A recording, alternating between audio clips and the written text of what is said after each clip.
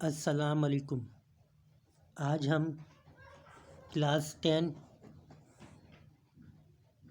Chapter number 1 chemical equilibrium का topic कर रहे हैं, जिसमें हम डायनेमिक इक्विलिब्रियम में फॉरवर्ड और रिवर्स रिएक्शन की कैरेक्टरिस्टिक को पढ़ेंगे। 5 कैरेक्टरिस्टिक दी हुई हैं, हम इन 5 कैरेक्टरिस्टिक को पढ़ेंगे। पहली कैरेक्टरिस्टिक क्या दी हुई है कि dynamic equilibrium can only exist in a close system. क्या मतलब ये है कि डायनामिक इक्विलिब्रियम के लिए आपके पास जो सिस्टम होना चाहिए वो क्लोज सिस्टम होना चाहिए। क्लोज सिस्टम हमारे पास है, 3 सिस्टम होते हैं। क्लोज सिस्टम होता है, ओपन सिस्टम होता है, आइसोलेट सिस्टम होता है। लेकिन आपने जब डायनामिक इक्विलिब्रियम को परफॉर्म करना होगा तो आपको क्लोज सिस्टम चाहिए होगा। क्लोज सिस्टम का मतलब है कि जिसमें रिएक्टेंट्स या प्रोडक्ट्स सिस्टम से या ना सिस्टम में दाखिल हो ना सिस्टम से आउट हो। यानी कि क्लोज सिस्टम कहते हैं जिसमें मास प्लस एनर्जी चेंज ना हो। मास प्लस एनर्जी ना तो सिस्टम से बाहर जाए और ना ही सिस्टम में आए, तो हम कहते हैं ये क्लोज सिस्टम है। तो हमें जब भी डायनामिक इक्विलिब्रियम को परफॉर्म करना होगा तो हमें क्लोज सिस्टम चाहिए होगा। और क्लोज सिस्टम का मतलब ये है रिएक्टेंट्स और प्रोडक्ट्स जो हैं वो सिस्टम को ना तो छोड़ कर जाएं और ना सिस्टम में दाखिल होंगे। जो रिएक्टेंट प्रोडक्ट हमने शुरू में लिए हैं वही रिएक्टेंट्स और प्रोडक्ट्स हम लास्ट तक लेकर रिएक्शन को परफॉर्म करेंगे। यह था पहला। तो पहला बात याद रखेंगे आप कि डायनामिक इक्विलिब्रियम के लिए क्लोज सिस्टम का होना ज़रूरी है।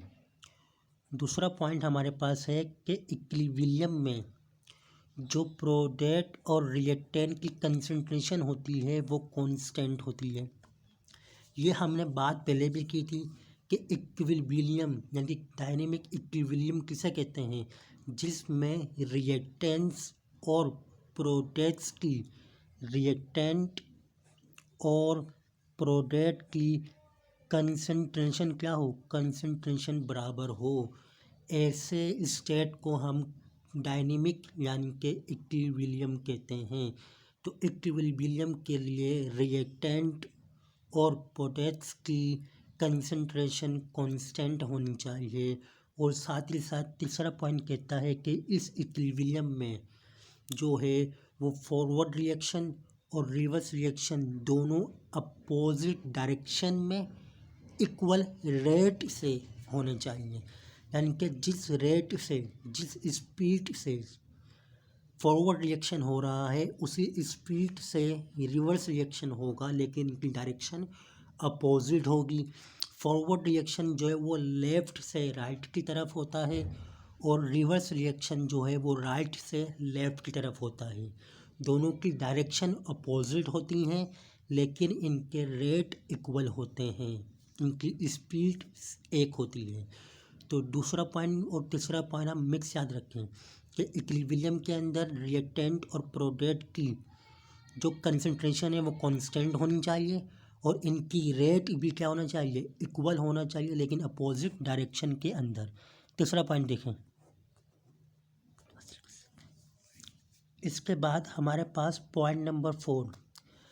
पॉइंट नंबर 4 में कह रहा है कि equilibrium can be approach from either side of the reaction equation.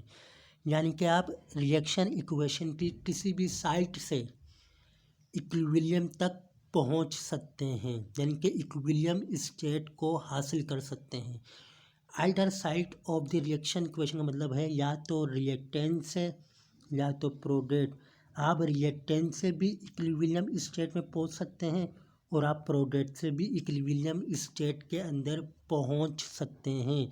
यानी कि आप इक्विलिब्रियम स्टेट रिएक्टेंट से भी हासिल कर सकते हैं और आप इक्विलिब्रियम स्टेट को प्रोग्रेस से भी हासिल कर सकते हैं। रिएक्टेंट में तब्दीली करके भी आप इक्विलिब्रियम स्टेट हासिल कर सकते हैं। प्रोग्रेस में भी चेंजेस कर सकते हैं, आप इक्विलिब्रियम हासिल कर सकते हैं।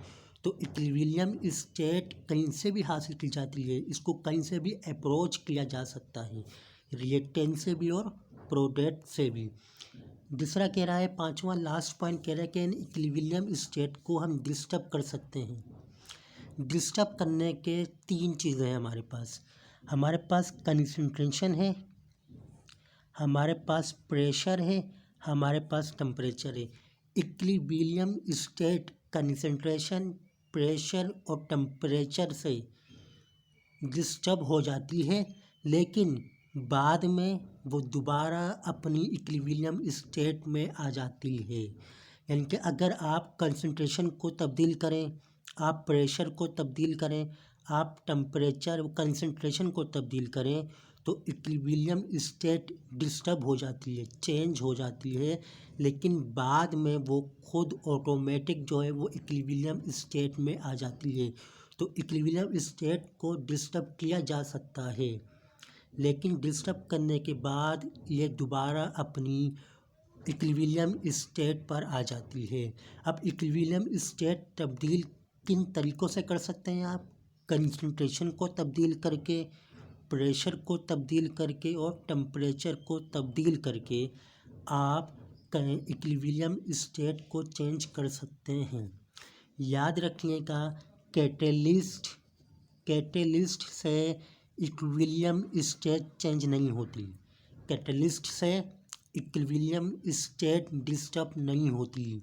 इसकी स्पीड में ज़्यादा या कम हो जाती है, लेकिन इक्विलिब्रियम स्टेट डिस्टर्ब नहीं होती।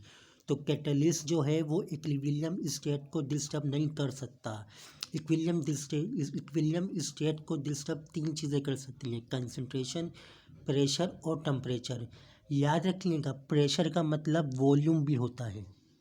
तो हम ये भी कह सकते हैं कि हम इक्विलिब्रियम स्टेट को कंसंट्रेशन, प्रेशर, टेम्परेचर, वॉल्यूम, इन चार चीज़ों से तब्दील कर सकते हैं।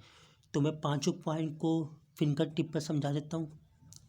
पहला पॉइंट क्या है कि डायनामिक इक्विलिब्रियम क्लोज सिस्टम में होगा। दूसरा पॉइंट ये है कि इक्विलिब्रियम पर रिएक्टेंट और प्रोडक्ट की कंसंट्रेशन कांस्टेंट होगी। तीसरा पॉइंट ये है कि फॉरवर्ड और रिवर्स रिएक्शन जो हैं वो इक्वल रेट और अपोजिट डायरेक्शन में होंगे। चौथी बात यह है कि इक्विलिब्रियम को हम अप्रोच कर सकते हैं रिएक्टेंट से भी और प्रोडक्ट से भी। पांचवी बात, इक्विलिब्रियम स्टेट को हम डिस्टर्ब कर सकते हैं टेम्परेचर, प्रेशर, वॉल्यूम और कंसंट्रेशन से, लेकिन ये बाद में दोबारा अपने इक्विलिब्रियम स्टेट पर आ जाती है। और कैटेलिस्ट इक्विलिब्रियम स्टेट को डिस्टर्ब नहीं कर सकता। तो आपने याद रखना है इन पॉइंट को फिंगर टिप के अंदर। आप जब इनको फिंगर टिप में याद रखेंगे तो आपको याद रहेगा कि कैरेक्टरिस्टिक ऑफ डायनेमिक इक्विलिब्रियम क्या है। 5 कैरेक्टरिस्टिक पढ़ लिए हमने, आसान सी हैं।